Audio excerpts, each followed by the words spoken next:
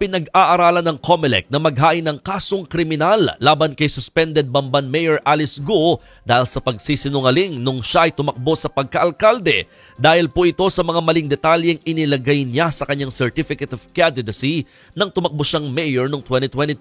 Sa ngayon, hindi na raw sila makapaghahain ng disqualification case laban kay Go dahil naproklama na siya. Pero kung muli raw tatakbo si Go sa 2025, dito na raw siya pwedeng i-disqualifika.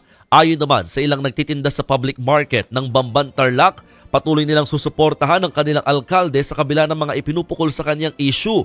Pero aminado ang ilan sa kanila na hindi nila inaasahan ng inilabas na report ng National Bureau of Investigation o NBI kung saan nagtugma yung fingerprint ni Mayor Go at ng Chinese national na si Go Waping. Patong-patong na reklamo ang posibleng kaharapin ni Mayor Go dahil sa mga kasinungalingan, kabilang na riyan ang identity theft.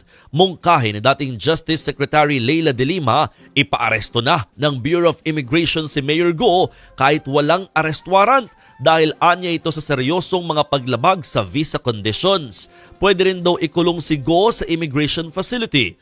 Wala pa namang komento rito ang Immigration Bureau. Isinusulong naman ng Office of the Solicitor General na tanggalin sa pagka-mayor ng Bamban si Go sa pamamagitan naman niya ng co-warrant to case.